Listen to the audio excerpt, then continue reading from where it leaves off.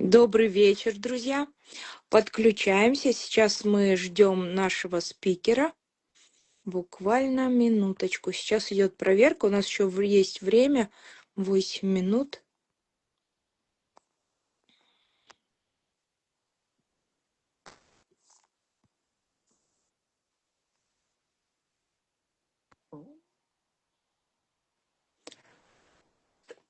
Прошу прощения, у меня немножко кашель.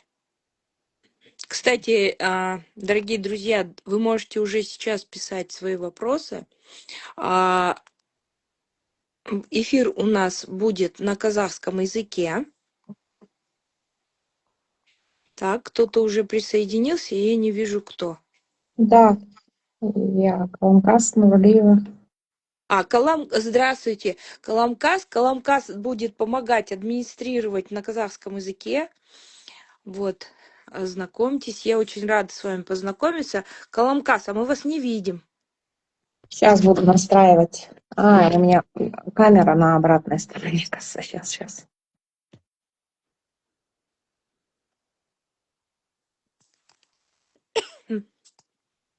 Метисочка, привет, пишет. Так. Кстати, пользуясь моментом, да, хочу сейчас сообщить.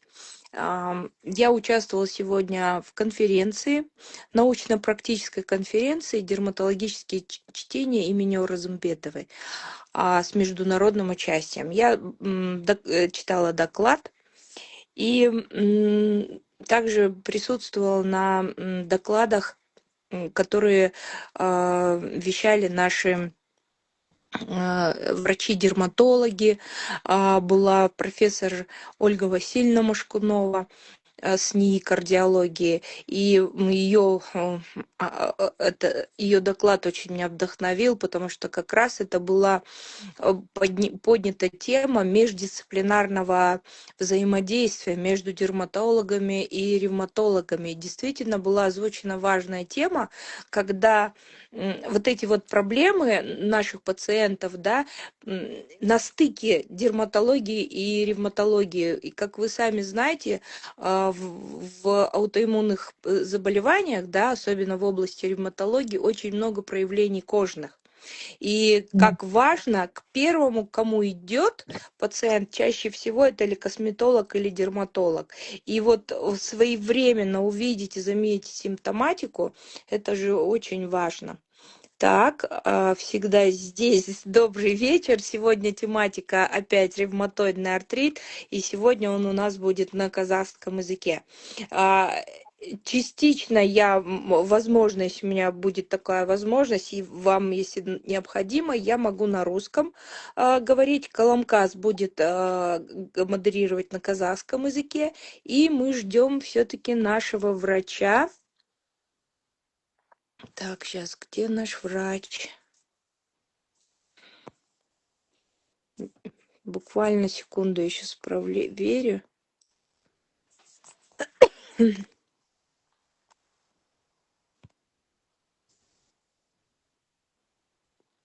Лизат Сайдулаевна, мы вас приглашаем.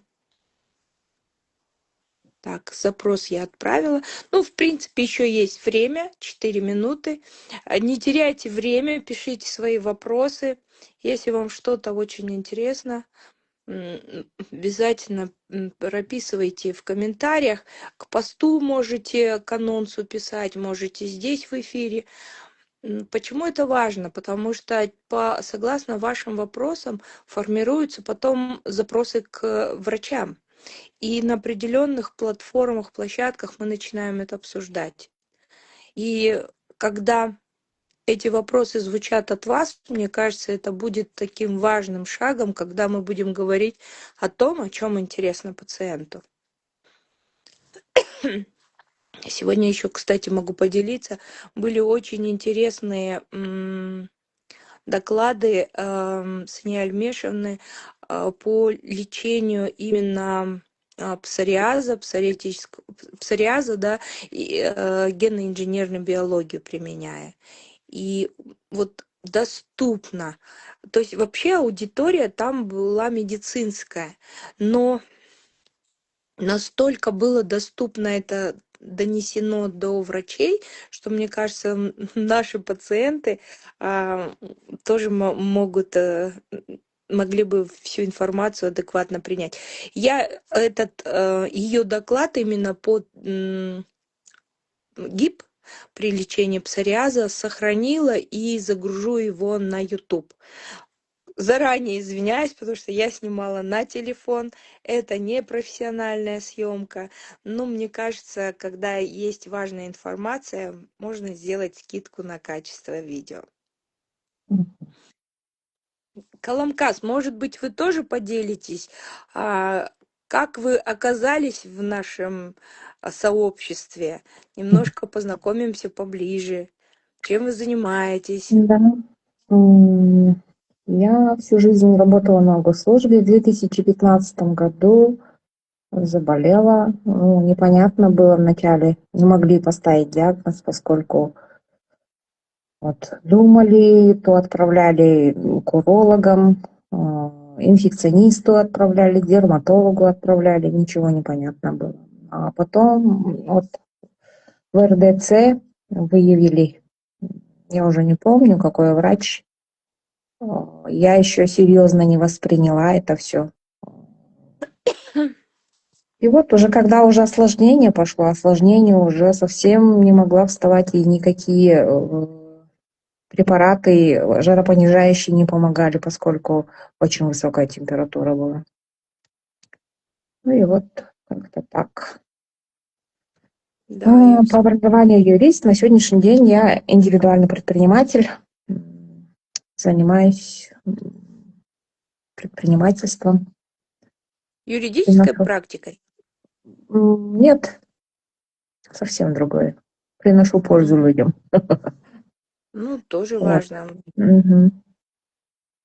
Ну и вот как-то так. Вообще начиналось очень тоже интересно. Вообще не понимала, почему это высокая температура, А почему вот кости я ломят. вас прерву.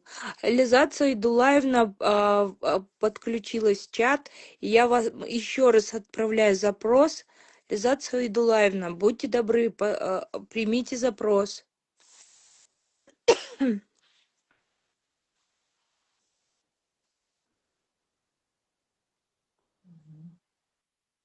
Так.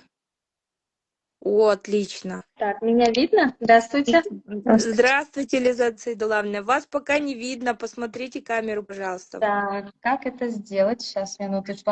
Все. Просто Мгм. повернуть. Сәлеметсіз бе? Сәлеметсіздер ма, кеш жарық? Ишарак. Салимет Сизбе, давайте сейчас я вас представлю. Это врач-ревматолог Лиза Идулаевна. Сегодня будет у нас эфир на казахском языке, и казахский язык у нас есть модератор Каламкас. Она будет модерировать. В Да. случае я здесь на связи, а если будут ко мне вопросы и нужна моя помощь, я всегда буду на связи. Мгм. Хорошо? Сәлеметсіздер ме, құрметті көрермендер. Бүгінгі біздің эфиріміз эфиріміздің тақырыбы ревматоидты артритті заманауи емі артриттің. Мгм.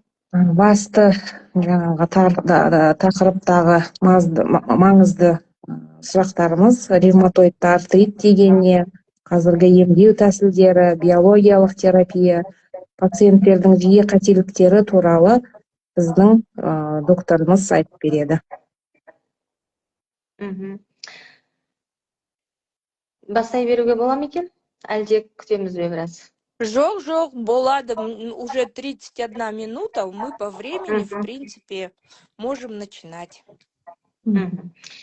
Қайырлы кеш, құрметті көрермендер. Бүгінгі тақырыбымыз ревматоидты артрит арналады екен. Жалпы ревматоид артрит дегеніміз не? Бұл пациенттердің тілімен айтқан кезде, алғаш диагноз қойып жатқан кезде, ол кісілердің бәрінде фобия болып жатады. Бұл не? Қазір интернеттің дамыған кезеңі бірден ашып оқиды ол кісілер. Оқыған кезде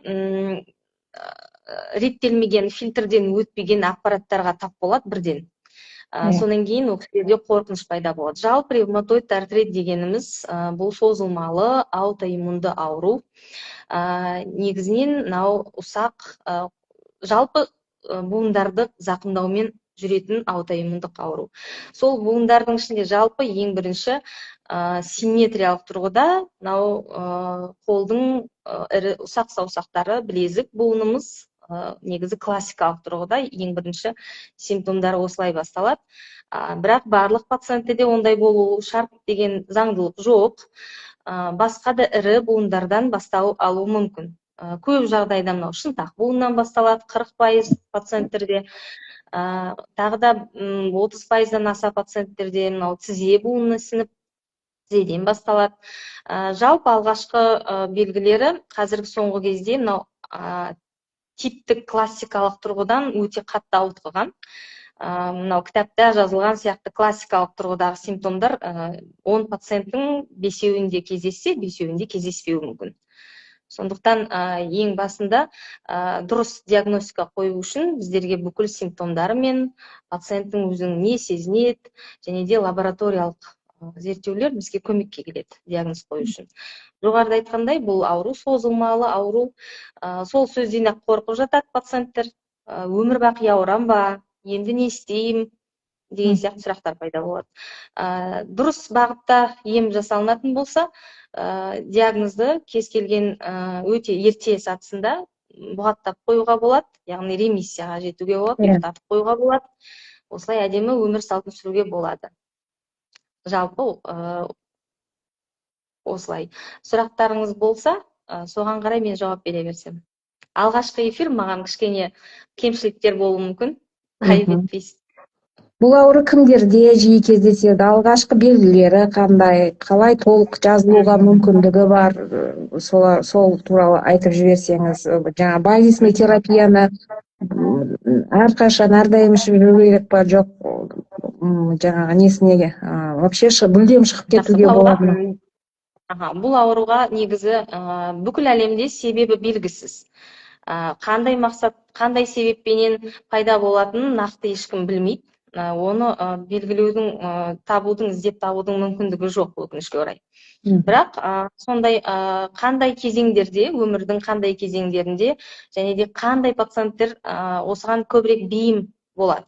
Мысалы, ең бірінші, бұл аурумен кез келген жаста ауру мүмкін. 2 жастан бастап та, 3 жастан бастап та, балалық шақтан бастап, 70-80 жасқа дейінгі уақытта дами береді.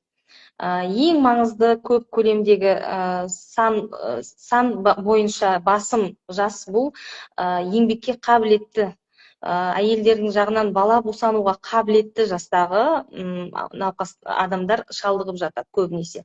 Бірақ соңғы кездерде 60-қа келген, 70-ке, 80-ге келген пациенттерде бірінші рет, алғаш рет белгілері шығып, диагноз қойылып жатыр. Себебі белгісіз, бірақ себеп болушы факторлар көп. Ең біріншісі суық тию.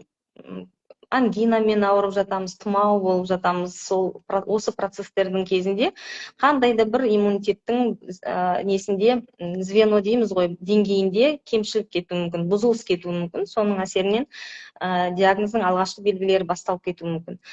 Немесе қатты күннің астында қыздырыну, мөлшерден тыс күн астында қыздырыну себеп болуы мүмкін. Немесе стресстік жағдай, өте үлкен стрессті бастан кешуі мүмкін пациент. Немесе жасөспірімдік кезең, өмірдің ерекше кезеңдері де белгілі бір себепші болып қалады. Жасөспірімдік гормондық өзгерістер басталған кезең. Екінші, жүктілік кезеңі. Жүктілік кезінде ағза тыныш, кез келген аутоиммундық ауру бас көтере бермейді, бірақ қалай босану, яғни жүктілік аяқталып, бала дүниеге келгеннен кейінгі алғашқы кезең, осы бір ең пациенттердің осы ауруға бейімдік кезеңі. Әйелдерде босанудан кейінгі кезең. Және де вакцина. Кейбір кісілер жаңағы екпе алғаннан кейін, екпеден кейін басталып жатады. Вакцинация алу, екпе жасау себеп болып факторына жатып қалуы мүмкін.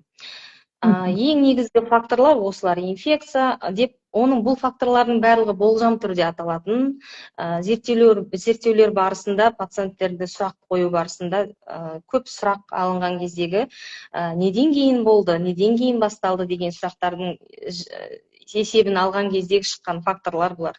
Бұл енді не себептен пайда болады? Бізде мынау ағзамызда иммундық жүйе деген нәрсе бар. Иммундық жүйе біздің қорғанышымыз, біздің сыртымыздағы қаңқамыз деуге болады. Ағзаға түскен әрбір кері бактерия болсын, вирус болсын, инфекция болсын, соның барлығын қажетсіз дүниені утилизацияға жіберудің қызметін атқарады. Келеді, ағзада Т және Б лимфоциттер біздің иммунитетіміздің негізгі қызметін атқарады. Осы екі лимфоцит, ең бірінші Т лимфоцитқа сигнал келеді. Мынау ағзада бір артық дүние пайда болды. Бұл дүниеден арылу керек деген мақсатта активтеледі. Т лимфоциттер активтелгеннен кейін өзінен жаңағы сигнал береді Б лимфоциттерге. Яғни, мынау жерде артық дүние бар, осыған жаңағы антидене түзілу керек. Яғни, Б лимфоциттер не істейді? Мынау келген дүние антиген болып саналса, артық дүние, бөтен дүние, соған антидене түзудің қызметіне кіріседі. Б лимфоциттер антидене түзеді дағы, сол барып антигенмен байланысқа түседі. Екеуі байланысқа түскен кезде антиген, антидене деген комплекс түзіледі.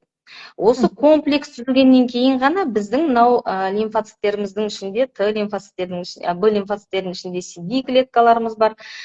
Тоже бұл клеткаларымызда мынау ағзаға түскен артық дүниені сезіп, тауып, осыған белгі беріп, ағзаға сигнал беретін қызмет атқарады. Осылай антиген, антидене комплекс түзілгеннен кейін иммундық жүйеміз бұл дүниені айналасын қоршап, сыртқа, яғни жарамсыз қалпына алып келеді, ағзаға зияны тимейтіндей. Осы процесс, дұрыс жүріп жатқан процесс бізде бұзылады. Қандай да бір себеппен, сыртқы салдардан бұзылады, немесе ішкі гормондық өзгерістерден болуы мүмкін. Бұзылған жағдайда біздің өзімізді қалыпты жағдайда қорғау керек болған иммунитет не істейді? Өзіміздің клеткамызға қарсы антидене түзе бастайды. Яғни өзімізге қарсы қызмет атқара бастайды. Яғни шабуылды өзіне өзі қарсы шабуыл жасайды. Осы механизм басталғаннан бастап, әрбір аутоиммундық ауруда өзінің топикалық, яғни өзінің зақымданатын орны бар. Біздің ревматоидты артритте мынау буынның сыртында синовиальды қабықша деген болады. Сол синовиальды қабықшаға қарсы қабыну процесі дамиды. Яғни ревматоидный фактор деген анализіміз бар, иә? Сол фактор үлкен көлемде бұл аутоантидене осы түзіле бастайды. Және де синовиальды қабықтың үлкен болып қалыңдап кетуіне, оның жаңағы қабынуына, сол жердегі ісіну, қызару, ауырсыну, құрысудың басталуына себепші болады. Осы процесс ағзада бұзылған уақыттан бастап біртіндеп клиникалық белгілеріміз басталады. Осы процестің бұзылуына нақты ешкім себеп айта алмайды, бірақ сол себептен де нақты себебі болмағасында профилактикалық шаралар жоқ бұл ауруға қарсы. Тек сол себептен тек суық тигізбеңіз, ауыр сырқаудан сақтаныңыз, жаңағы стресске бейім болмаңыз, уақытылы ұйықтаңыз, дұрыс тамақ жеңіз, дұрыс өмір салтын ұстаныңыз, өмір сүру салтын деп жалпылама ғана кеңес бере аламыз. Кімде қай уақытта диагнозың дамуын ешкім дөп кесіп айта алмайды. Кез келген адамда дамуы мүмкін. Кішкентай 2 жастағы балада да, 70-80-дегі үлкен кісілерде де даму қаупі барлығында бірдей. Әйел адамдар көбірек ауырады, өйткені гендерлік өзгерісіне байланысты, гормондық өзгеріс өте жиі. Жасөспірім шағы, жүктілік шағы, босанғаннан кейінгі шақ, климакс периоды, жаңағы себеп болатын периодтарға климакс жаңа қалып қойыпты. Осы периодтар көп болғандықтан әйел адамдар жиі шалдығып жатады осы ауруға. Себебі бейімділік факторлары өте көп ер адамдармен салыстырғанда. Сол себептен ешкім алдын ала айта алмайды, дөп басып кім ауыратын, кез келген адамда дамуы мүмкін. Өте жиі кездеседі. Ерте диагностика қаншалықты маңызды? Қандай анализдер маңызды? Сол туралы айтып кетсеңіз. Жаңағы ревматоидный фактор дедіңіз ғой. Одан басқа Ерте диагностикада пациент көбінесе айтып жатады ғой, мысалы жас пациенттерде болса, оларда демде дәрігерге келеді. Себебі үлкен кісілер жүріп қалуы мүмкін. Неге? Олар, ой, кәрілік қой, мынау жас үлкен болғасын ауыра береді ғой, сондай ғой деп жүріп қалуы мүмкін. Ал енді жас кісілерде мен әлі жаспын ғой, неге бұлай ауырады деп көп жағдайда бірден қаралып жатады ол кісілер. Сондықтан ерте диагностикаға ең бірінші септігін пациенттердің өзі тигізеді. Ертерек алғашқы белгілерден бастап бірден дәрігерге жүгіну керек, уақытты созбай. Алғашқы белгілері ол не? Ең бірінші жалпы шаршау, әлсіздіктен басталады. Салмақ жоғалта бастайды пациент. Кейбір пациенттерде температурасы, қызуы көтеріледі, денесінің қызуы көтеріледі. Таңертең ең бірінші осылай шаршай береді. Содан басталады. Сосын деген ақырындап таңертең төсектен тұратын кезде қиындап оянуы, төсектен тұрған кезде денесін көтеріп кәдімгі жуыну процестерін жасау қиындай бастайды. Таңертең құрысады, яғни скованность дейміз ғой, құрысу басталады. Жай қарапайым артрозда да құрысады. Оны қалай ажыратамыз? Мысалы, қазір артроз 30 жаста да бар, 50-60-ты күтіп отырған жоқ, өте жиі, ерте дамып жатыр. Қысқа уақыттық болады артроз кезінде, айырмашылығы. Тұрып, жаңағы төсек орнын жинап, дәретханаға жеткенше ғана. Ары қарай ондай құрысу белгілері болмайды, тез кетеді. Ал ревматоидты артрит кезінде 1 сағат, 2 сағат, кейде түске дейін құрысып, денесі жібермей жатады, буындар жібермей жатады. Сосын ұсақ моторикалық жұмыстарды атқару қиындайды ревматоид артрит кезінде. Таңертең тұрып киімін киетін кезде түймесін қадау қызметі, тісін жуу, мынау тіс жуатын щеткамен пастаны ұстай алмай қалады. Күші жоқ, жаңа қол ауырғаны, саусақтың ауырғаны соншалықты ұстай алмай қалады. Осы белгілер басталады. Ал енді мынау таңертеңгі уақыттан түске дейін негізінде қиналып жүрсе, ал артроздың кезінде олар механикалық ауру. Яғни қалай күш түсіп бастайды буынға, көбірек түске дейін жақсы жүреді ол кісілер. Түстен кейін күнімен шаршап, күш түскесін, физикалық қысым түскеннен кейін кешкі уақытта күннің екінші жартысында ауырсыну сезімі пайда болып күшейе бастайды ол кісілерде. Осындай негізгі ерекшеліктері ертемен деп осы белгілерді байқай сала, егер дәрігерге келетін болса, ең бірінші алғашқы сондай бір үлкен көп анализінде түрі көп жоқ біздерде. Ең бірінші жалпы қан талдауынан бастаймыз. Жалпы қан талдауында сой анализі. Эритроциттердің тұну жылдамдығы дейміз, қазақша айтқан кезде. Осы жылдамдығына қараймыз, ол ұзарып кетеді уақытысы. Қалыпты жағдайда әйел адамда 5-тен 15-ге дейін болса, ер адамдарда 5-тен 10-ға дейін. Осыдан да үлкен болып бірнеше есеге өсіп кетеді. Екінші, С-реактивті белок, ақуыз. Бұл бауырдың түзілетін қабыну процесі басталған кезде бауырда осы жаңағы острый фазный деп айтамыз, жаңағыдай жедел фазалық белоктар пайда болады. Осы белоктың ішіне кіретіні бұл С-реактивті белок және фибриноген деп айтамыз, бауыр түзетін. Фибриноген бұл коагулограмма анализін аламыз, сол кезде шығады, ол нормадан өсіп кетеді. 7-8 болып өсіп кетеді. 4-ке дейін, 2-ден 4-ке дейін қалыпты жағдайда. Бұл өсіп кетеді. Осы көрсеткіштер жоғары болатын болса, ревматоидты фактор дейміз. Осы аутоантидене пайда болса, қанда 18-ге дейін норма, 18-ден аса, одан да жоғары болып шығып тұрса, бізде результатта біз демек екінші анализді аламыз. АЦЦП деп айтамыз. Антитела к циклическому цитрулинированному пептину деп айтамыз. Енді қазақшасына аудару, енді бұл ұзақ сөздерді қиындау. Өйткені мынау синовиальды қабықтың ішінде бізде ақуыздарымыз бар өзіміздің. Сол ақуызымыз көп мөлшерде цитрулиннің көлемі өсіп кетеді. Бізде цитрулин, виментин, аргинин деген белоктарымыз бар ғой, сол белоктың цитрулин көлемі өсіп кетеді. Сол цитрулинге қарсы антидене түзіледі сосын. Неге бұның көлемі өсіп кетті деп. Сол кезде осы АЦЦП өте ең жоғары спецификалық анализ. Бұл анализдің зерттеулердің көрсетуінше аурудың белгілері басталмай-ақ 5-10 жыл алдын жоғарылап бастауы мүмкін екен қанда. пациенттерде сондай болуы мүмкін екен. Бірақ енді ешкім суставы буыны ауырмаған пациент барып өзімен өзі АЦЦП тапсырмайды ғой. Сондықтан біз оны тек қана симптом басталған кезде ғана береміз. Осы кейде үшінші тағы бір спецификалық анализ бар. Бұл анти-МСВ деп аталады. Бұл антидене модифицирленген цитрулинденген виментинге қарсы антидене. Бұл да спецификалық жағынан АЦЦП-дан төмен емес, бірдей деуге болады.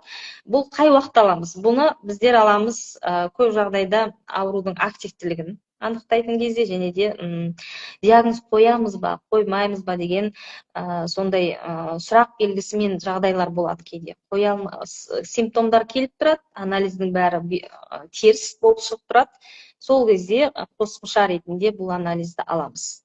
Ревматоидты артриттің жаңағы айтып өтетін, бұның жаңа серопозитивті деген түрі бар, серонегативті деген түрі бар. Осы анализдердің кезінде айтып өтейін дедім. Анализдердің алған кезімізде кейде классикалық симптомдары бар, таңғы құрысу бар. Сосын ең ерекшелігі ревматоидты артриттің бұл симметриялық ауру буындар, яғни бізде екі қол бар, симметриялық да, екі жақта да бірдей қабыну процесі жүру керек. Екі білекте, екі ұсақ саусақтарда мынау көрсеткен кезде мынау проксимальный межфаланговый дейміз, пясно-фаланговый қазақшасын асыққанда табуын етіп тұр, айбеттеңіздер. Осы буындар, соңғы емес, ортаңғы және жоғары буындар, алғашқы бірінші және екінші және үшінші саусақ. Осылар симметриялық. Басқа буындар болса да екеуі бірге. Екі балтыр, екі тізе, екі шынтақ деген сияқты бірдей симметриялық артрит негізгі белгілерінің бір симметриялық болу керек. Осылай анализдерге барлығы ревмофактор теріс, АЦЦП теріс болып жатқан кезде біз осылай виментинге жүгінеміз, және де екеуі де теріс болып жатса, біз диагноз бірақ белгілердің бәрі классикалық кітапта жазылғандай деп айтамыз ғой кейде. Сондай болып тұрса, басқа аурудың белгілеріне мүлдем ұқсамайтын, тек қана ревматоидты артриттің белгілеріне тура келіп тұрса, анализ келмесе де.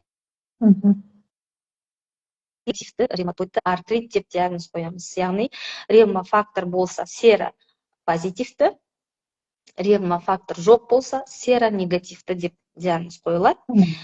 Емі бірдей, екеуінің де емі бірдей. АЦЦП плюс немесе АЦЦП минус деп қоямыз. АЦЦП плюс болғанның ерекшелігі не себептен? Оның ерекшелігі АЦЦП плюс болып жүрген пациенттерде көп жағдайда диагноз агрессивті түрде өтеді.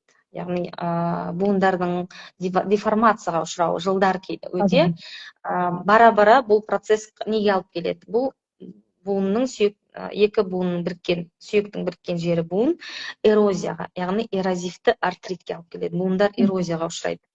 Осы эрозияға ұшырап, деформацияның ерте пайда болуына себепші болады. Осылай алдын ала жаңағыдай аурудың ағымына болжам жасауға болады, анализдің результатына қарап. Пациенттер жиі қандай қателікті береді? Емді кеш бастау қандай қауіпке әкеледі? Уақытында басталмаған қалай? Последствия дейді, орысша айтқанда. Пациенттер көбінесе жүріп қалады. Тіпті жас пациенттердің өзі де жүріп қалып жатады көп жағдайда. Мынау деген жаңағы басқа да бір сылтаулар көбейіп кетеді, сонымен жүріп қалатын болса, бізде алғашқы белгілер басталған уақыттан бастап, негізгі алғашқы 3 ай деп жатамыз ғой. Осы 3 ай бізде терапевтикалық окно дейді, орысшалап айтқан кезде, сондай бір уақыт бізде. Осы уақытта емді ерте бастап кететін болсақ, нәтижеге, яғни бұл созылмалы ауру, бұл аурумен бұл диагноз ешқашан пациентпен бірге жүреді, ол кісіден кетпейді. 100% жазылып, диагнозды снимаем деген нәрсе жоқ, бірақ біз ерте емді бастайтын болсақ, не дейді, стойкая ремиссия дейді орысшаға айтқан кезде, андай тұрақты ремиссияға жетуімізге болады. Яғни әйел адам болса, бала босануына мүмкіндік толықтай болады. Бала босанғаннан кейін оны жаңағыдай толықтай емізу, толыққанды өмір сүру салты, толыққанды жұмыс жасау, сіз бен біз сияқты толықтай өмір сүру қалпына сақтап қалады. Яғни инвалидтік деп айтамыз ғой, инвалидтік деңгейге жеткізудің санын біздің мақсат азайту. Инвалид деген дүниені кешіктіру уақытысын, яғни оны алмайтындай пациентке жеткізу керек. Сол себептен пациенттер егерде ерте алғашқы белгілерінен, симптомдарынан келетін болса дәрігерге, ем-дом ерте басталады, соған сай ремиссияға өте ерте жетеміз. Ремиссияға ерте жеткен жағдайда біздер қазір ем-домына да өтеміз ғой, тақырып еміне келген кезде негізгі базалық препараттардың өзі пациентке жетіп жатады. Қосымша биологиялық препарат, немесе тағы басқа препараттардың қажеттілігі туындамайды. Егерде ерте жүгінетін болса, кемшілік. Сосын екінші қателік диагноз қоямыз, келеді пациент, бәрін тағайындаймыз. Диалог, дәрігер мен пациенттің арасындағы диалог үзіліп қалады. Осы үзіліс болмау керек. Өйткені дәрігер біреу, пациенттер көп. Олардың барлығының контактын алып, сіз қайдасыз, сізде бәрі жақсы ма, сіз 3 ай өттік, неге жоқсыз дегендей іздеу мүмкіндігі бола бермейді дәрігерлерде. Бірақ алғашқы диагноз қойылған кезде толықтай пациентті обучение дейміз, пациентті оқытамыз. Диагноз дегеніміз ол не? Бұл мен қалай өмір сүреміз? Қандай өмір салтын ұстану керек ары қарай? Ары қарай жұмыс қандай, өзгере ме жоқ па? Басқа қалыпты адамдар сияқты спортпен айналыса ала ма жоқ па?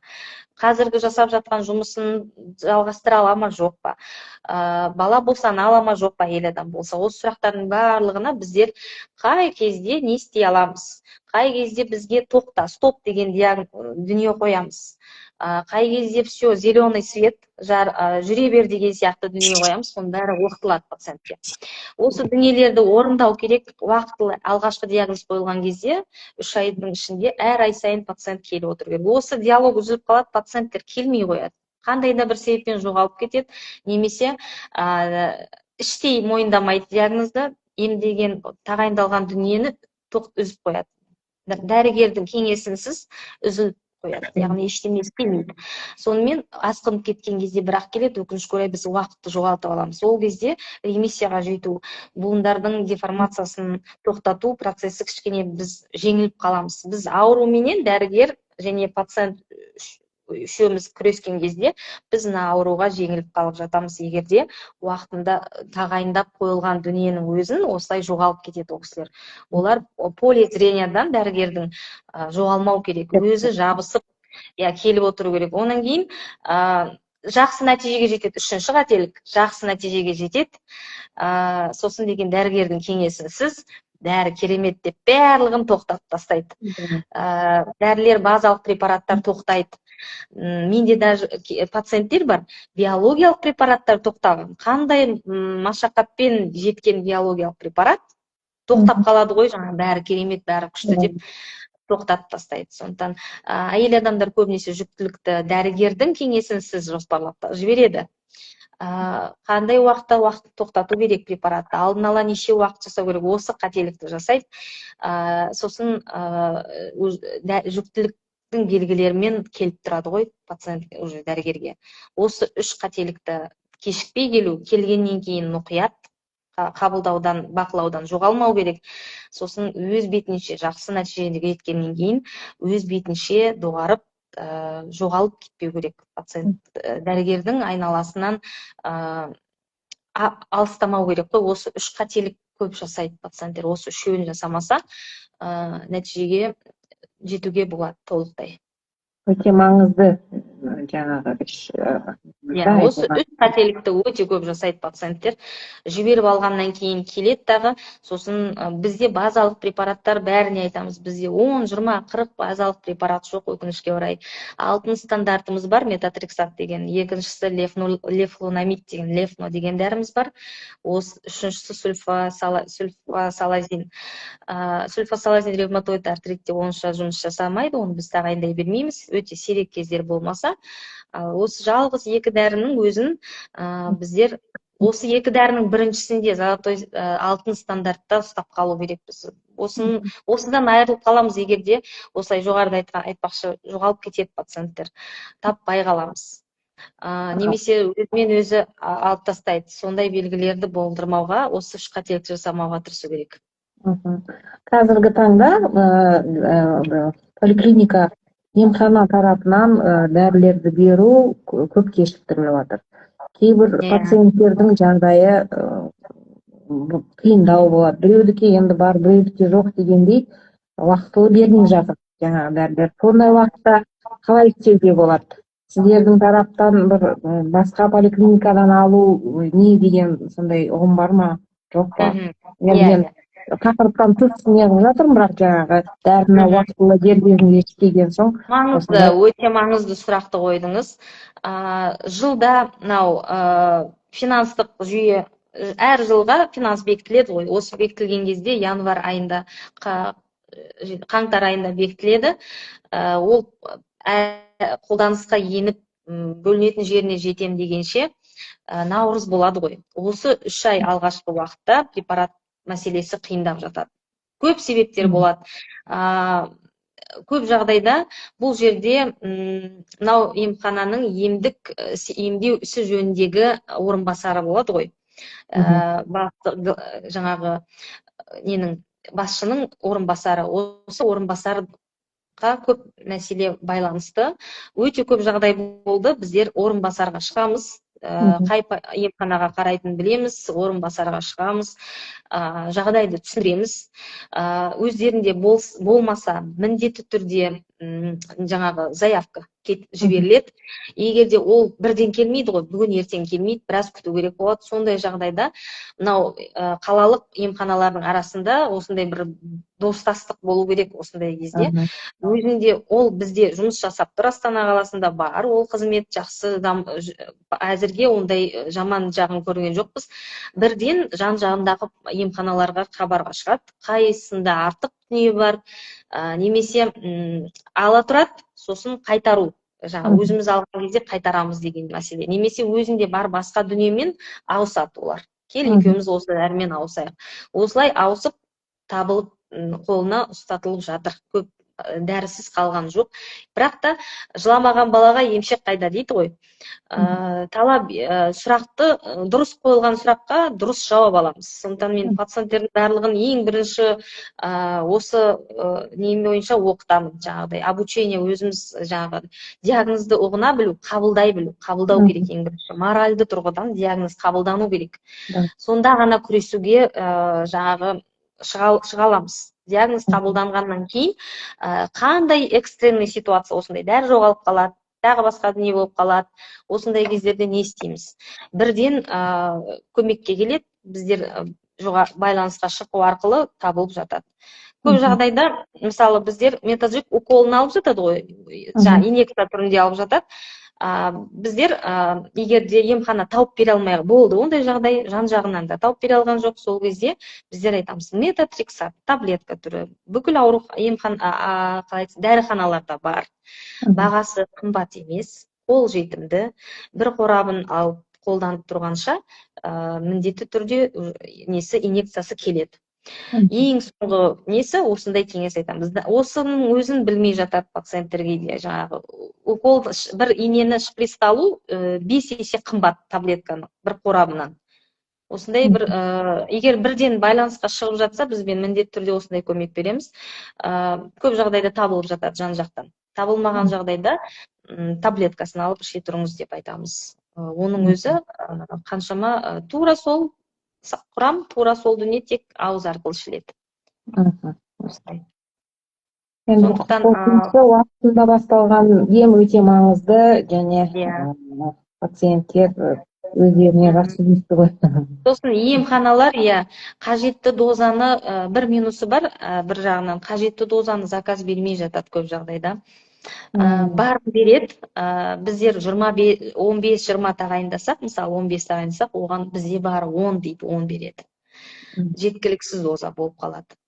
Осындай жағдайлар соңғы кезде өте көп орын алып жатыр. Енді бұл мәселенің үстінде жұмыс жасайтын шығармыз емханалармен.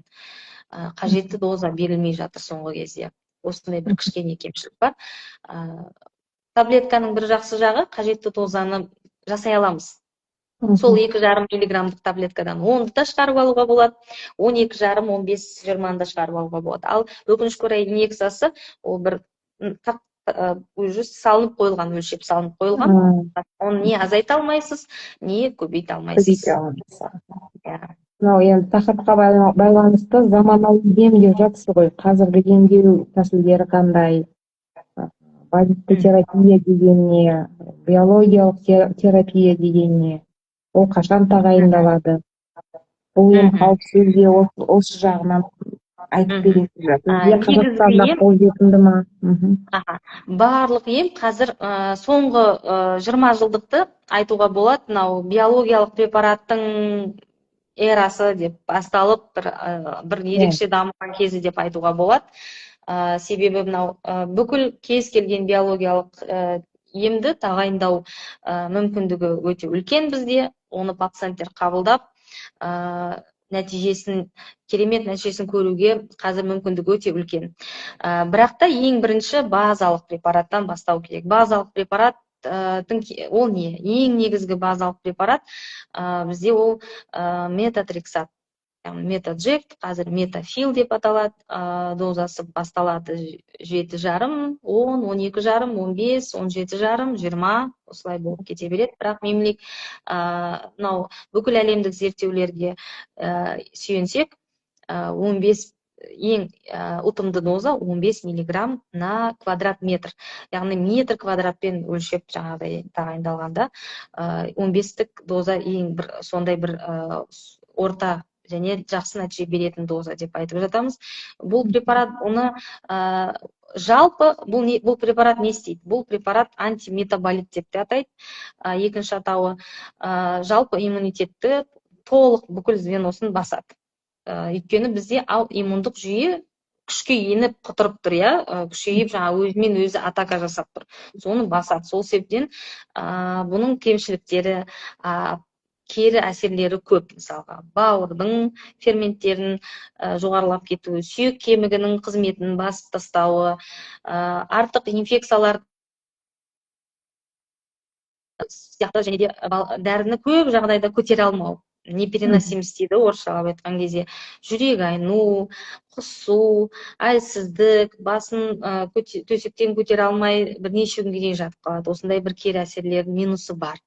Бірақ та бүкіл әлемдік зерттеудің нәтижесінде дәлелденген нәтижесі өте керемет. Бірақ та бір күнде бірден басталмайды ем нәтижесі.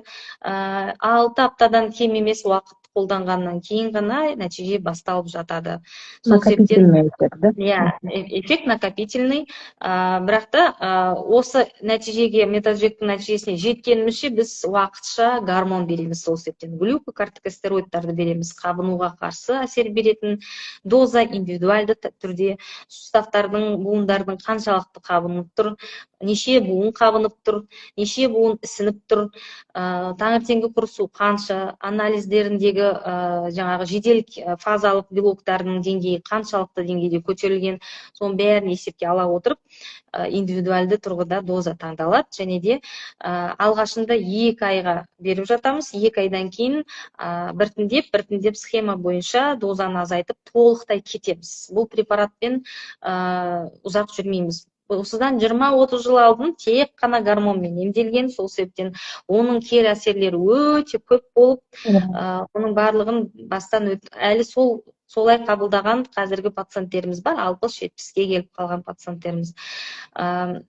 жаңағыдай метатрексаттың нәтижесіне жеттік ау деген уақытқа туралап біз ол дәріден кетеміз толықтай. Алғашқы біздің тактикамыз қандай? Алғашқы 3 айда 50% ремиссияға жету керекпіз. 50%. Алғашындағы нәтиже высокий воспаленияны біз 50% жұту керекпіз. Препаратпен жеңіп шығу керекпіз. Алғашқы 6 айда біз алғашқы мақсатымыз жаңағы ремиссияға жету керекпіз. Пациентте бәрі тыныш, әдемі болу керек.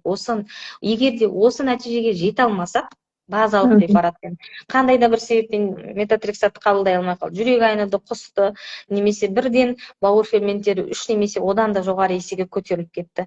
Лейкоциттеріміз түсіп кетті, қанның ақ элементтері, пост сүйек кемігіне қатты жаңағы подавляющий эффект берді. Біз тоқтатамыз, бірден тоқтатамыз. Орнына лефно береміз. Лефнода тоже, егер де ұзақ уақыт қолданып жүрсек, ол да айлды, айысты, яғни трансаминаза, бауырлық трансаминазалар жоғарылатып қаупі бар. Бірақ метатрексат сияқты сондай қатты жоғарылатпайды.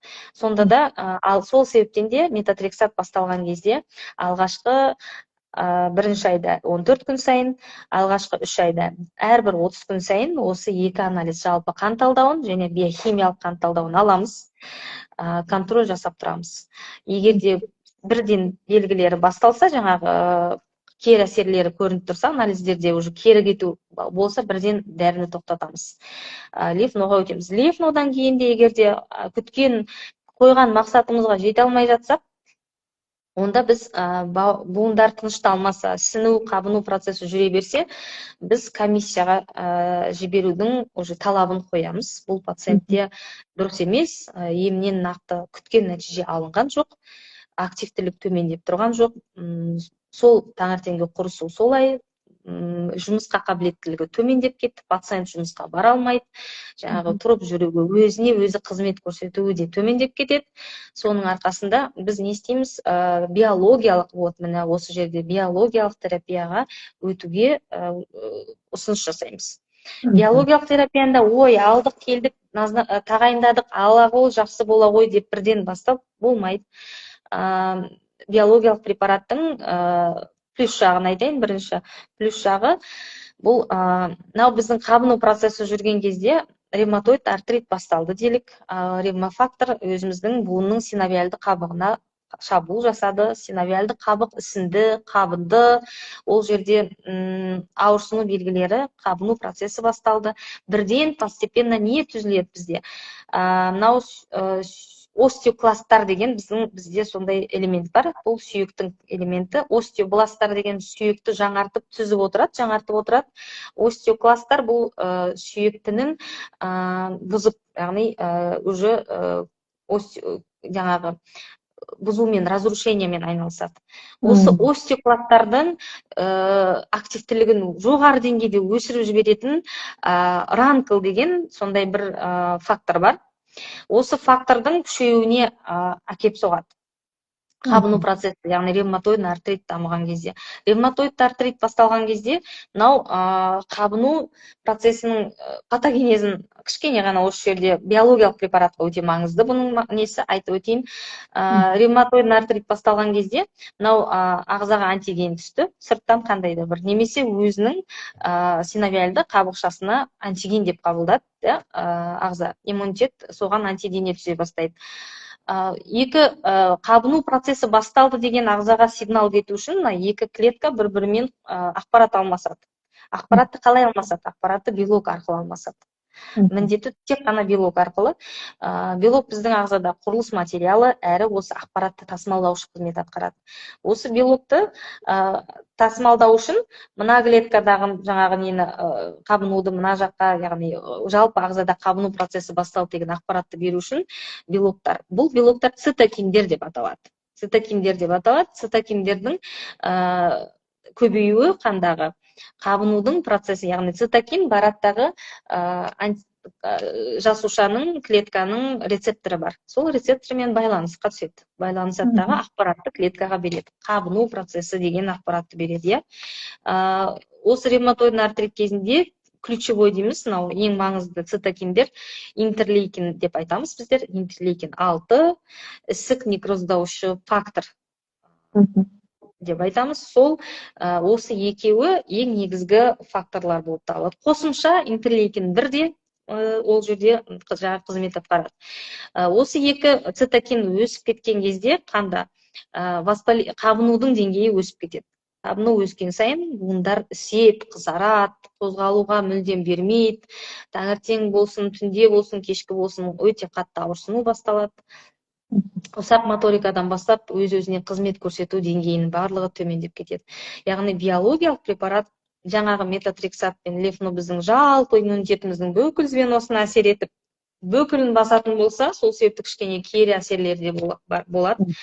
Ал енді бұл биологиялық препаратты қалай жасайды? Человеческий клетка деп айтамыз, немесе мишенный клетка дейміз. Осы екеуінің негізінде генно-инженерный метод, яғни генно-инженерлік тәсілменен препарат жасалынады. Бұл препараттар осы цитокиндердің тікелей қай ауруда, қай аутоиммундық ауруда қай цитокин жұмыс жасап жатыр, қабынуды шақырып, қабындырып жатқан цитокинді барып, не істейді, не сол цитокинді тікелей блоктап қояды, не болмаса сол цитокинменен байланысқа түсетін клетканың рецепторын барып байлап қояды. Яғни екеуінің біреуін бұғаттап қояды дағы, ақырында мынау информация воспаление шақыратын цитокинмен клетка байланысқа былай түсе алмайды дағы, қабыну процесі тоқтайды осы жерде. Болмайды. Және де буындағы сіну, ауырсыну бәрі басылады. Осы қызметіне негізделіп, яғни бұл мишень дейміз ғой, жаңағы нысанаға дөп басу. Басқа иммунитеттің басқа бір бағыт звеносына, басқа да бір бөлімдеріне ешқандай әсерін тигізбейді. Иммунитетіңіз яғни түспейді деген сөз, толықтай басқа да жағдайлардан қорғай береді, сіз үшін жұмысын атқара береді. Тікелей осы интерлейкин 6-ға препараттың атауы ең бірін бұл жаңағы тоцилизумаб дейді, немесе актемра деп айтады. Тікелей жаңағыдай метаджек сияқты апта сайын салуға болады. Немесе алғашында активтілік жоғары болған кезде біз оны айына 1 рет жаңағы система түрінде құямыз пациенттерге. Нәтижесіне жеткен кезде, буындар тынышталған кезде, біз оны метаджек сияқты апта сайынғы деңгейге 1 рет метаджек сияқты подкожный, яғни тері астына егуге көшіріп береміз. Екіншісі жаңағы фактор, ісік некроздаушы фактор дейміз. Бұл не үшін бұлай аталған? Ең бірінші бұл факторды тапқан кезде мынау раковый клеткалардың маңынан тауып алған екен. Соның кейін де оны атауын осылай қойып қойған. Фактор некроза опухоли деп айтады, орысшалап жаңа ісік некроздаушы фактор. Бұның алғашқы препарат, бұл топтың препараттары көп, жеткілікті. Алғашқы препарат бұл топқа инфликсимаб дейміз, ремикейт дейміз. Өте жақсы препарат, алғашқы препараттардың біреуі. Одан кейін адалимумаб. Адалимумабты қолданған кезде көбінесе увеит дамиды көп жағдайда. Ревматоид артрит кейде суставтан тыс пораженияға алып келетін. Тек қана сустав емес, ревматоид артрит еще тағы да мынау бүйректі, амилойдоз шақырады екіншілікті. Тағы басқа да өкпеге, жүрекке, қан тамыр жүйесіне, тамырларға васкулит шақыру мүмкін. Осындай бір бүкіл ағзаға кері әсерін тигізетін асқынулар береді. Сол асқынулардың ішіне біреуі көздің көруінің нашарлауына, соқырлыққа алып келетін увеит деген диагноз бар. Осыған қауіп төнген кезде ең бірінші осы адалимумаб беріледі. 2 апта сайын салынады подкожна жаңа тері астына. Келесі галимумаб дейміз, симпани деп айтады. Қазір атақты препарат қой, бәрі көбісі біледі, бұны симпани деп айтамыз. Өте жақсы ревматоид артрит кезінде нәтижеге өте жақсы жетеді пациенттер. Одан кейінгісі этанарцепт дейміз, немесе эмбрел деп айтады. Бұл препарат та өте жақсы өзінің қызметін атқарады. Бұл қосымша мынау қабынудан ерекшелігі бұл қабыну процесінде түзілетін жаңағы екінші тағы бір процесс бар, соңында жаңағы майлы клеткаларға арналған. Соны да жақсы басады. Сол себептен әсері өте жақсы. Препараттың енді үшінші тобы бұл Т лимфоциттеріміз. Жаңағы ең бірінші қабыну туралы сигнал беріп, Б клеткаларды активтеп, ойбай, мына дүниеге антидене түзілу керек, жылдамдатыңдар деп, антидене түзілгеннен кейін екеуін комплексін жасап, ағзадан жойып шығарып тастау керек деген сигналды беретін, танитын, мынау артық дүниені танитын, қарапайым тілмен айтқан кезде Т лимфоциттерімізді осыған жаңағы осын басатын жаңағы ко-стимуляция дейміз. Ко-стимуляторы Т лимфоцит деп айтамыз. Ол абатацеп деген препарат, өте жақсы препарат. Тағы да осы препаратты қолданамыз. Төртінші топ бұл Б клеткаларға қарсы енді. Төртінші топтың препараты жаңағы Б лимфоциттерімізге қарсы. Бұл жаңағы антидене түзетін Б лимфоциттердің ішінде жаңағы клеткаларға бөлінеді. CD клетка дейміз. Ағылшынша әріптермен жазылады. CD деп жаңағыдай. CD диск деген сияқты. Солай айтса адам түсінеді қарапайым халық. Осы CD4, CD8, CD19, CD20 деп бөлеміз. Осы CD19-20-лар мынау Б клетканың бетінде орналасады. Осы клеткалардың осы клеткалардың бетіндегі рецепторды CD20-ны басатын препарат ол ритуксимаб. Маптера деп айтады. Екіншісі өте керемет нәтиже жақсы беретін препарат. Осы ритуксимабты тағайындаған кезде осы Б клеткалардың осы звеносын ғана басады CD20-ны. Қалған клеткалардың бәрі өзінің жұмысын атқарып жатады, иммунитет түспейді, толықтай басқа инфекцияға, басқа да жағдайларға қызметін жасай береді. Осы жағынан үлкен плюсы бар. Енді бұның кішкене бір минус жағын айтсам, биологиялық препараттар ағзадағы латентті туберкулезді барлығымыз, мысалы 10 адам автобусқа кірді делік, автобустың ішінде бір адам туберкулезбен ауыратын адам бар делік. Осы бәрі контакт болды, 10 адам. Осы 10 адамның ішінде біреуі ғана ауыруы мүмкін.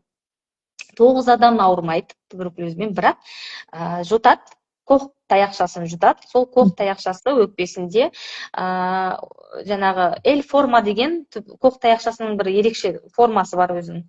Ағзаға түскен кезде, егер сіздің иммунитетіңіз керемет жақсы жұмыс жасап тұрса, күші жақсы болса, иммунитетіңіздің қорғаныш қызметі жақсы болатын болса, сізде бұл клетка ауру шақыра алмайды, туберкулез. Ол L формаға ауысып, жаңағыдай тура бір не дейді, гусеница дейміз ғой, сол сияқты оранып алаттағы өзіне ұнайтын сондай уақытты күтіп жатады. Осы латентті дүниені естейді, биологиялық препарат тағайындаған кезде оятып жіберу мүмкін. Оятып туберкулездің дамуына себепші болады. Активті туберкулездің дамуына. Сол себептен препарат тағайындағаннан бұрын туберкулезбен ауырды ма, жоқ па, бірінші сұрақ. Егер ауырған болса, қанша жыл бұрын ауырды? Соңғы бұдан бір 10 жыл, 20-15 жыл бұрын туберкулезбен ауырды деген сөзді естіп, все, крест. Мүлдем болмайды бұл кісіге биология беруге дейтін.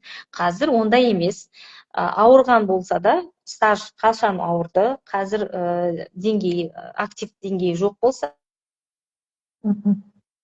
квантиферондық тест тапсырылады.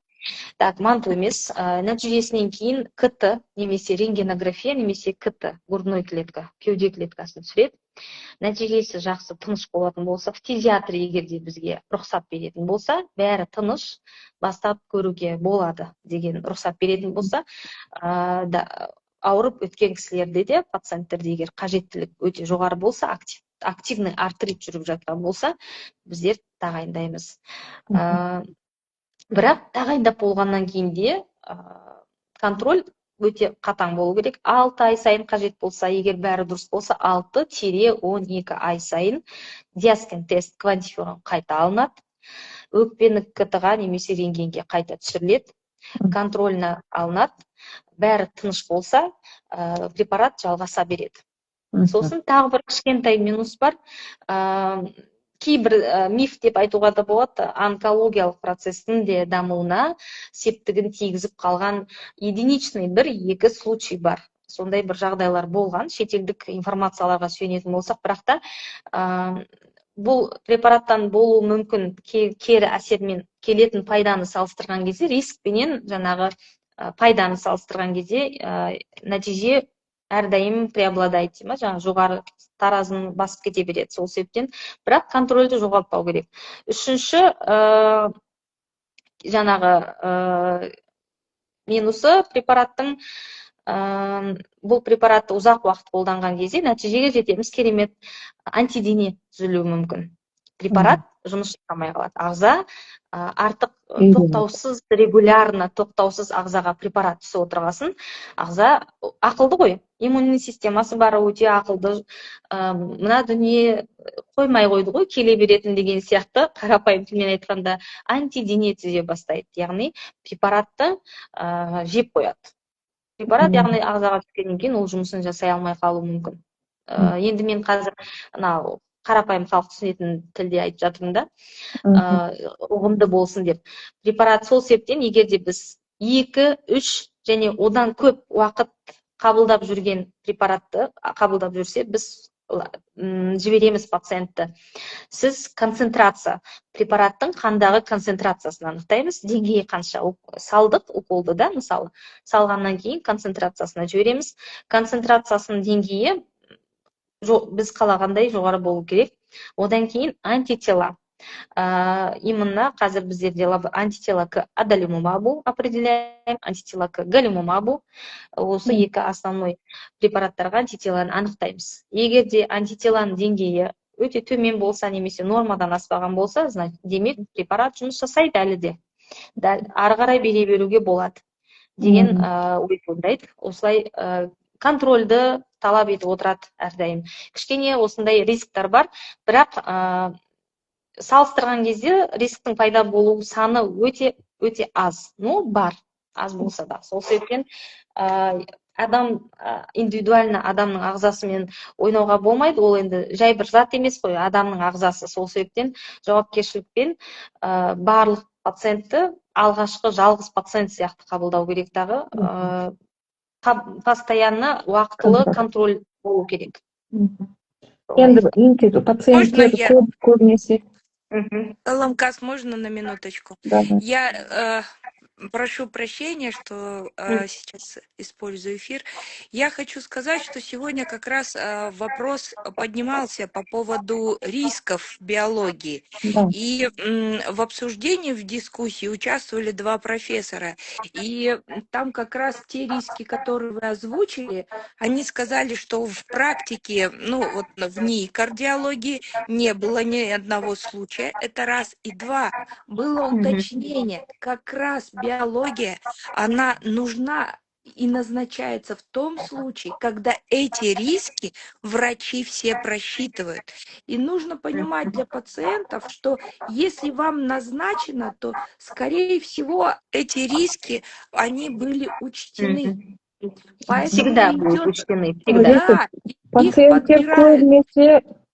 Да, для этого вы сдаете эти тесты, Диаскин-тест, да, для того, чтобы учесть эти риски, чтобы не довести ваш организм до каких-то ухудшений.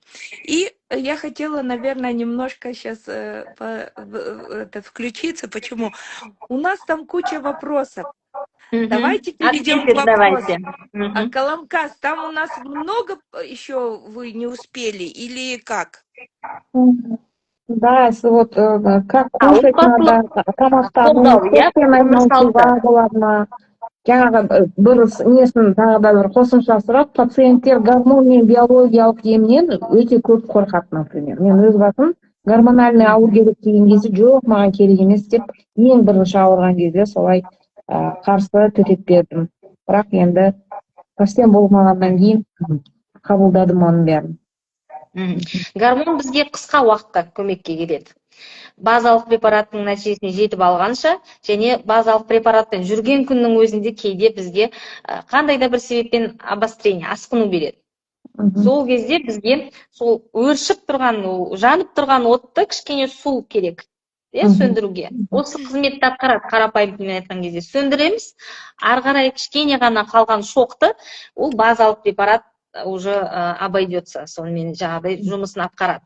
Сондықтан кейде қандай да бір себеппен пламя өршіп кетеді, оны жанып кетеді. Сол нәрсені басу үшін гормонсыз оны баса алмаймыз, өкінішке орай. Қысқа уақытта. Қазір соңғы кезде беруге тырысамыз. Өмірін қалай өзгерту керек пациенттер? Спортпен айналысуға болады ма? Тамақтану әсері қалай неғу керек, стресс қалай әсер етеді, жаңағы жұмыс қалай жасау керек, соның бәрін. Өте дұрыс сұрақ. Өмір сүру салтын өзгерту керек. Диагноз қойылған уақытта ол деген қалай өзгерту керек? Ең бірінші дұрыс ұйықтау керек. Уақытылы ұйқы, уақытылы ояну процесін реттеу керек. Қазір көбісі осы процесс бойынша ақсайды. Екінші, дұрыс тамақтану керек. Себебі біз қысқа уақытқа болсын гормон береміз. Тіпті гормоннан кеткен күннің өзінде ақуыздарды көбірек қолдану керек, көмірсуларды азайту керек біз, витаминдерді көбірек, витаминге байытаған табиғи өнімдерді қолдану керек, полуфабрикаттардан бас тарту керек, фастфудтардан бас тарту керек, газдық напитоктер, әртүрлі краситель қосылған жаңағы сусындардан бас тарту керек, алкогольді напитоктан бас тарту керек, және де темекі тарту, яғни курение. Осы дүниеден желательно бас тарту керек. Дұрыс, яғни олардың барлығы өте үлкен фактор риска. Олар бар жерде әрдайым артрит өрши береді, асқына береді. Сол себептен цитокиндерді бағындыру қиын болады, олар бар жерде. Сондықтан осы дүниелерден бас тарту керек.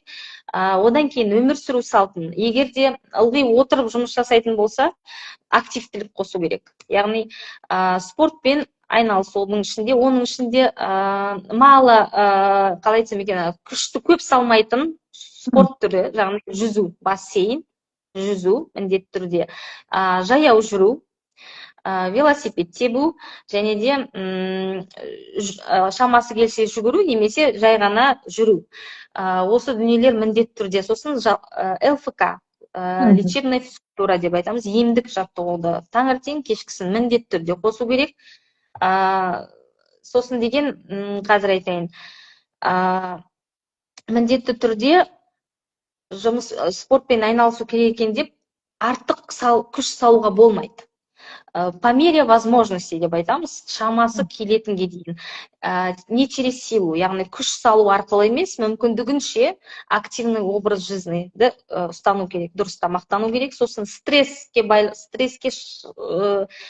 нетуге, берілмеуге тырысу керек. Стресс қанша жерде көп болса, сонша ауру тез өзінен жабыса береді. Сосын вакцина, артық вакцинаны біздер, егер де пандемия болмаса, артық вакцина салмаймыз, желательно.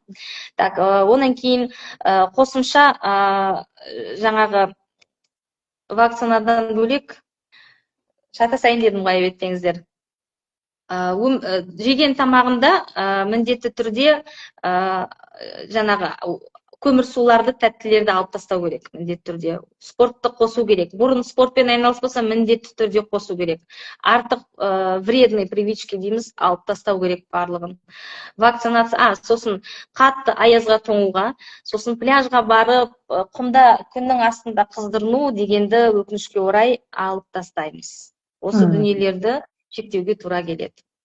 Сонда аздау асқынулар көп болмайды, жаңағыда обострение дейміз ғой, сол дүниелер көп болмайды. Және де ол өмір сүруге қалыпты сізбен біздер сияқты толықтай мүмкіндігі бар.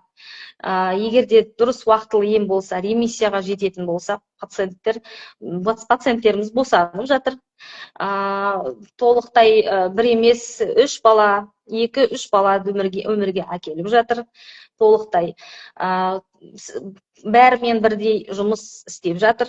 Қоғамнан қалып қойған жоқ. Және де бұл кісілерге диагноз қойылған кезде қоғамдық ортасы көп көмектеседі. Айналасындағы жақын жандары, достары, отбасы, жолдасы, жұбайы, ата-анасы, біздің менталитетте ата-енесі, осы кісілерден қолдау болу керек максималды түрде.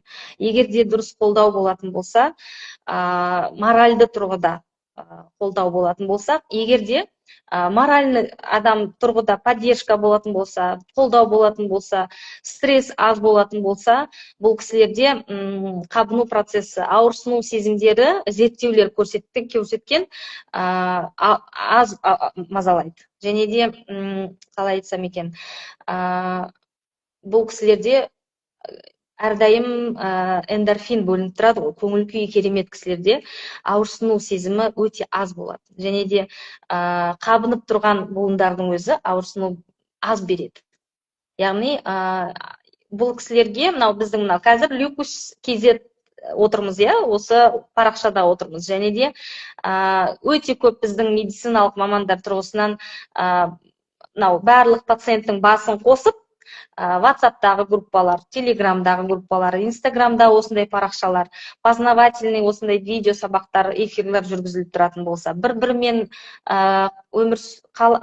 сөйлессе, пациенттер бір-бірімен сөйлессе, сіз қалай жеңдіңіз, менде осындай, оларда миллион сұрақ пайда болады. Дәрігермен сөйлескен бөлек, олар өзі сияқты диагнозы бар кісімен сөйлескісі келеді. Олардың опытымен бөліскісі келеді, олардың несін алғысы келеді. Сол кезде, сондықтан осындай ортаны біздер құрау керекпіз. Бастарын біріктіріп пациенттердің осындай ортада бір-бірімен пікір алмасады, бір-бірінің опытымен бөліседі. Және де бір-бірі кемшілік жасап қойған болса, осылай жасамаңыздар, уақытылы жасаңыздар. Яғни соның айтады ғой, орысша мақал бар ғой, умный учит от чужих ошибок деп. Тура сондай басқа кісілер өзінің опытымен бөлісетін болса, пациенттерде орта қалыптасады. Осы орта оларға өте үлкен моральды күш қуат береді. Жалғыз емес, ол өзінің жалғыз емес екенін сезіну керек. Отбасында жолдасы, достары, жұмысында коллективі, жаңағы ата-енесі, ата-анасынан қолдау көрсе, диагнозға қарсы тұру өте жеңіл болады. Ол кісілер көңіл күйі жақсы болса, біздің бүкіл қанша рекомендациямыздың бәрін бұлжытпай орындайды. Нәтижеде 100%-ық эффект болады сосын. Сондықтан бұл өте маңызды. Қолдау жан-жақтан, ортадан. Жаңа ремиссия деп айттыңыз ғой, жаңа 100%-ық емде шыққан жағдайда дәрі-дәрмекті ары қарай жалғастырады ма, жоқ мүлдем алып тастайды ма, сол сұрақ. Ремиссияға жеткен кезде дозаны барынша азайтамыз. Бірден тоқтатпаймыз, дозаны азайтамыз. Интервал. Дәріні қабылдайтын интервал. Мысалы, методжет, метотрексатты аптасына 1 рет қабылдасақ, біз оны 2 аптаға созамыз, 10 күнге созамыз, 2 аптаға созамыз, сосын ары қарай 1 айда 1 созып, толықтай тоқтату, егерде толықтай ремиссияға жетсек. Бізде қараңыз, не только сыртқы бейнесі, сыртқы сезінуі пациенттің, біз анализ тапсырамыз, реактивті белок қарапайым, ревмофактор қайта тапсырамыз, соя тапсырамыз, және высокочувствительный СРБ деген анализ бар, жоғары сезімталдықты реактивті белок. Ол қарапайым реактивті белоктан ол бөлек. Осы анализді тапсырған кезде барлығы дұрыс болса, және де соңғы базалық препараттың негізінде соңғы жарты жыл, 1 жыл ешбір обострение болмаса, бәрі тыныш өтетін болса, буындарында бәрі тыныш болса, анализдер бәрі жақсы болса, интервалды ұзарту арқылы препараттан кетуге болады. Бірақ та қандай да базисный препаратсыз жүру уақытысын ешкім 100% айта алмайды. Сіз 5 жыл жүресіз, сізде 10 жыл жүресіз, сіз енді мүлдем ішпейсіз, все болды деп ешкім айта алмайды. 2 жыл, 1 жыл, 5 жылдан кейін қайтадан қандай да бір себеппен қайта басталуы мүмкін. Сол кезде біздер қайта бастаймыз. Бірақ та мынау біздер балаларда да болады дедік қой, мен балаларды да емдеймін. Балалармен де айналысамын. Сол кезде бізде балаларда процесс өте активный ғой, ағзасында өсу процесі болғасын. Оларда біздер толық ремиссиядан кейін препаратсыз 4 жыл, 5 жыл тып-тыныш жүруіміз мүмкін. Өкінішке орай ересектерде бұндай деңгейге жете алғанымыз жоқ. Өйткені ересектердің ағзасында зат алмасу процесі баяулаған, қосымша созылмалы аурулары бар, ревматоид артриттен бөлек, қант диабеті, бүйрек ауруы, жүрек қан тамыр жүйесі аурулары бар. Сосын деген ересектеріміз көп режим бұзып қояды. Көп жағдайда шамал жақсы болса ұмытып кетеді. Осындай кішкене неприверженность дейміз ғой, сондай жағдай көп жиілеп жатады. Сол себептен біз дозаны азайтып, минималды деңгейге жетіп, арасын ұзартамыз. Бірақ ұзақ уақытқа толықтай емнен кететіндей болған жоқ. Менде жалғыз пациент болды, 4 жыл бойы бәрі керемет өтті. Без ешқандай препаратсыз 4 жыл бойы метотрексат, методжект, галимумабпен деңгейге жеткесін. Галимумабтың өзін 3 жыл қабылдайды. Ары қарай бәрі баласын босанады, жүктілікті жоспарлап бала босанды. Бала босанғаннан кейін 4 жыл, баласы 4-ке келгенше жақсы жүрді. Соңғы жылда кішкене асқыну беріп, бүкіл буыны қайта ісіп, қайтадан бүкілін жаңадан нөлден бастаған сияқты болып қайта бастадық. Ондай индивидуально. Әр ағза қалай жауап береді ремиссияға. Толық препараттың атмен жасауына, алып тастауына қалай жауап береді, айта алмаймыз. Уақыт, по факту деп айтамыз ғой, уақыт көрсетеді.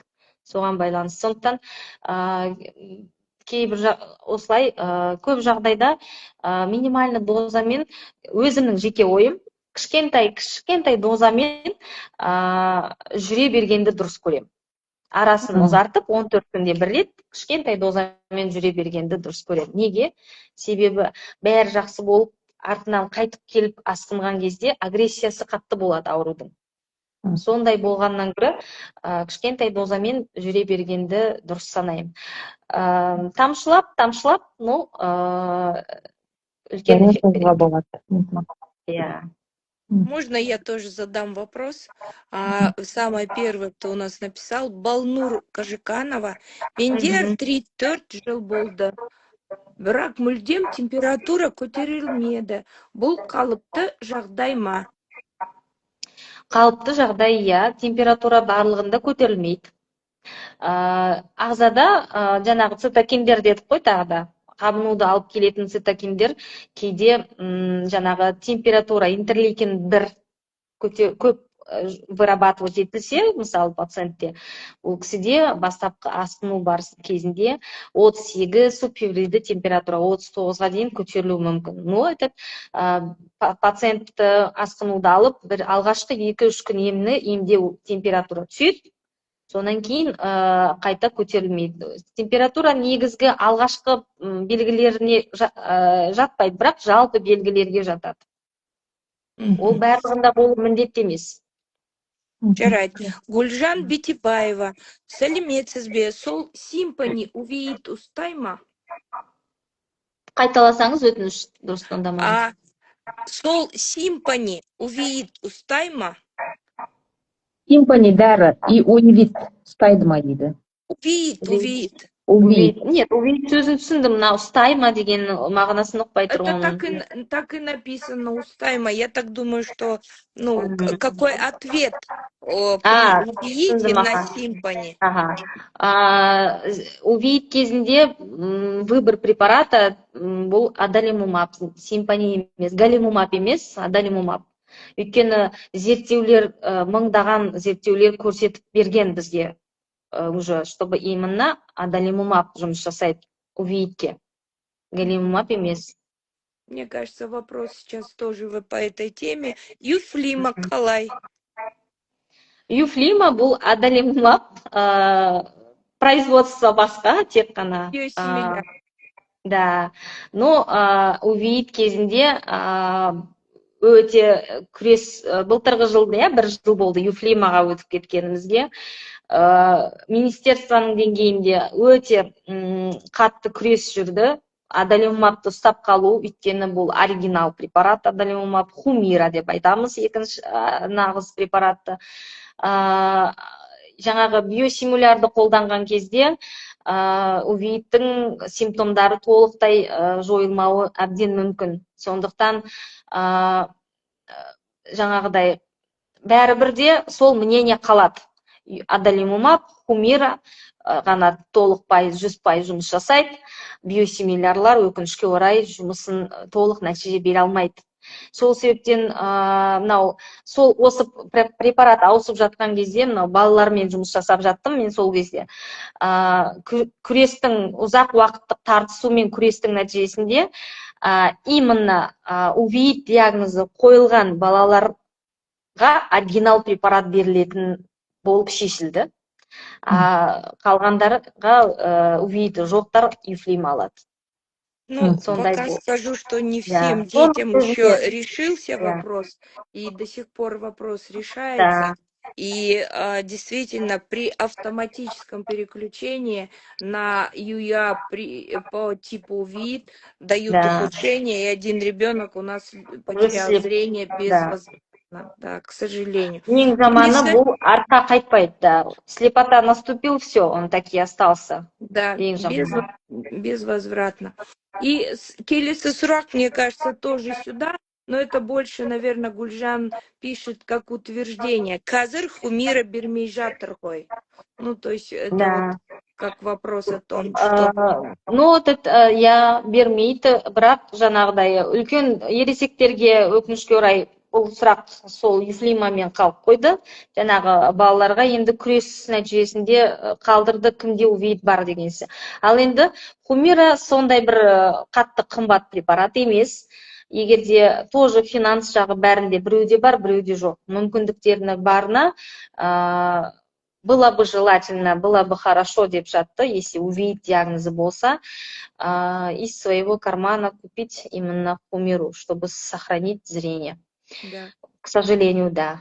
А можно вот такой вопрос? Сейчас вот Хефия вышла, но пока ее, я так понимаю, еще вы не опробировали, да?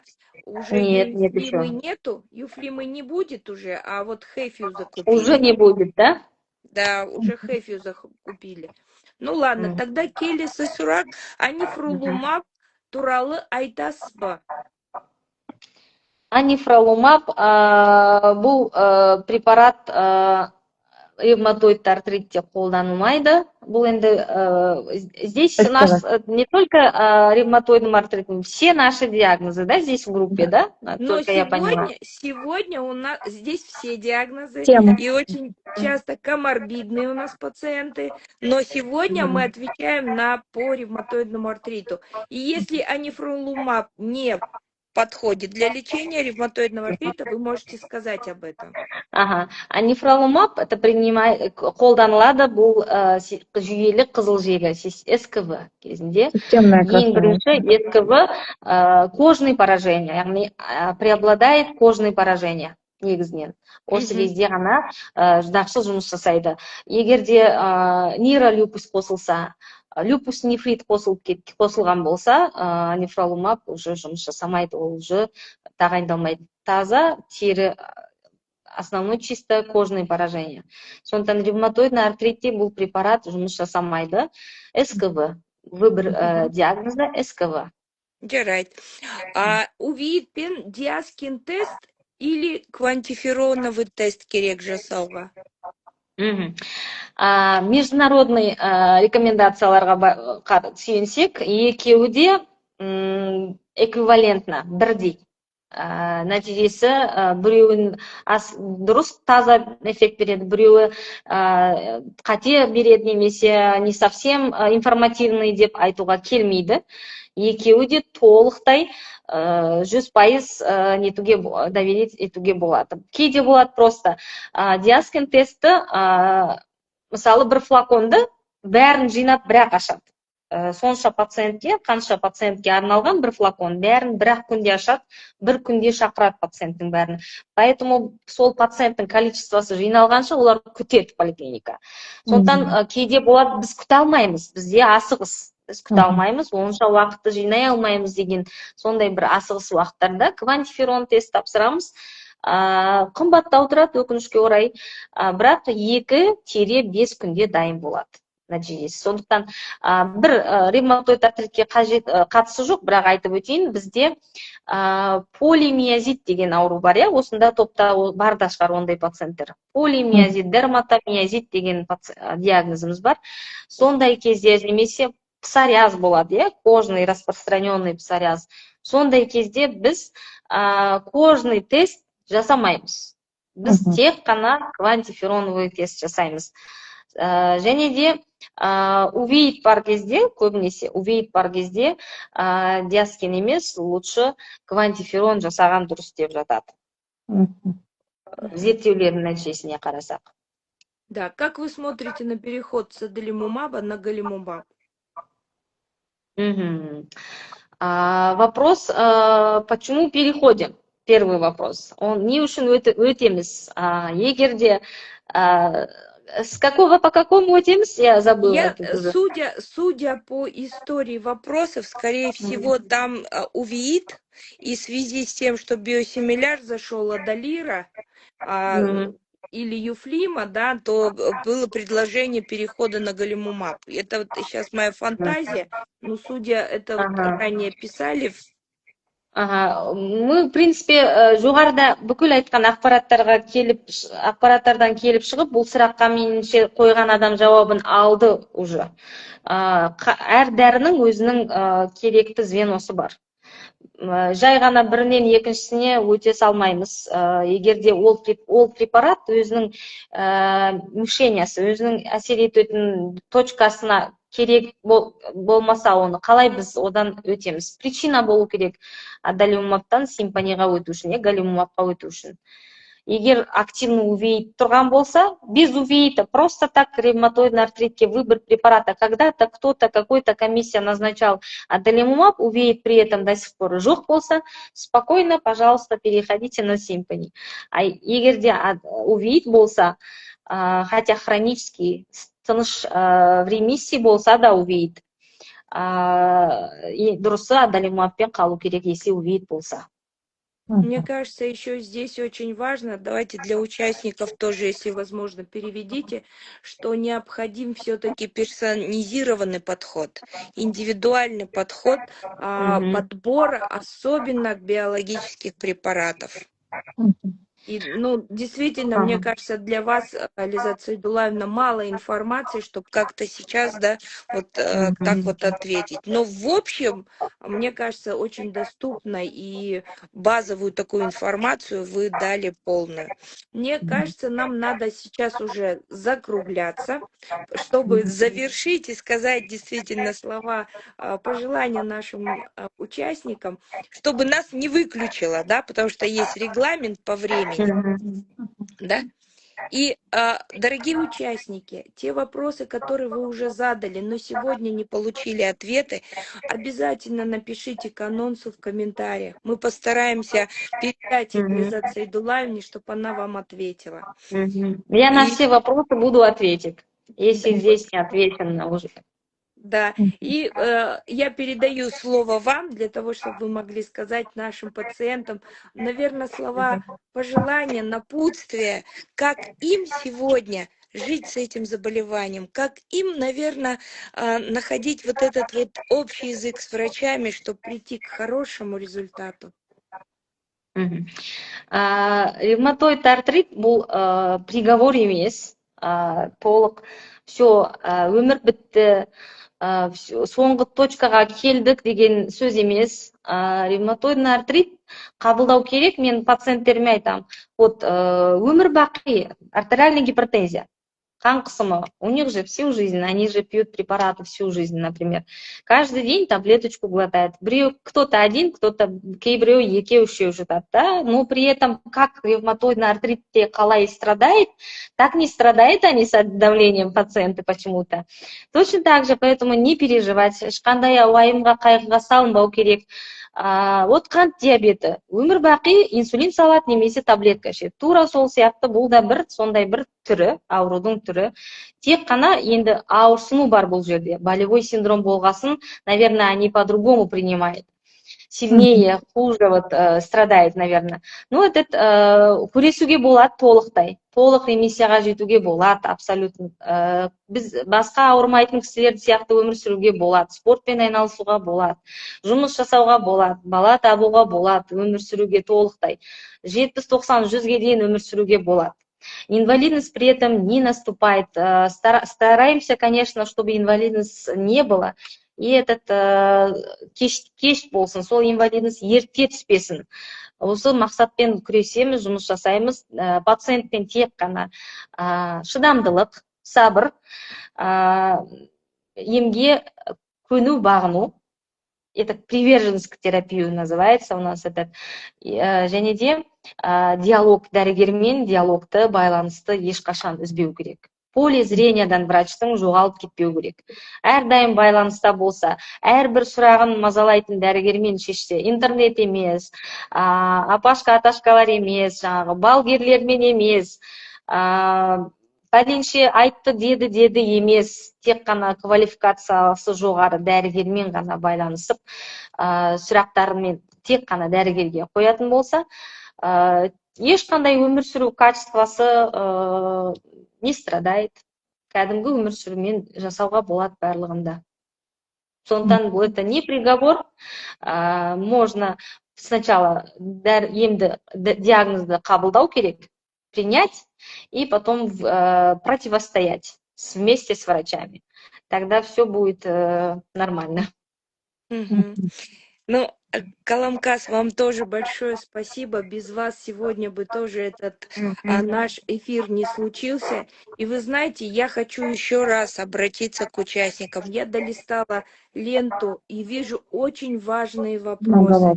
Мне хочется прям поддержать сейчас маму Эс-Алибек. Вот я не могу точно сказать, кто это именно, что Юя у дочери, и она сейчас переживает тревогу, стресс подвержена. И хочется тоже очень поддержать. Пожалуйста, напишите в комментариях, мы обязательно постараемся вам ответить.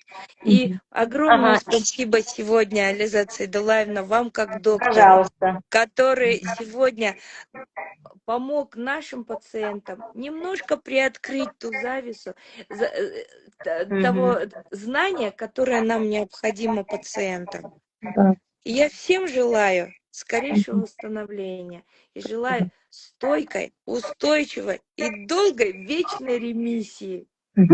Правильно, да. Можно говорить с утра до вечера, но самый важный, наверное, мы уже сказали. Вопросы, если будет, отвечу. Один момент, если вот этот Юя, которого озвучили, прочитайте, пожалуйста, через Google Юя Принто. Юя Принто, так напишите, выходит. Первую информацию нажимаете, там на языках родителей все вопросы, очень часто задаваемые, и на эти вопросы ответы есть именно на ваших языках, чтобы было вам понятно все. Читайте. Давайте мы обязательно с вами встретимся и в комментариях еще сделаем дополнительную информацию. Ну а сейчас нам надо завершать. До новых встреч, друзья. Спасибо большое. До свидания. Спасибо вам большое. Сау болыңыз. Сау болыңыздар.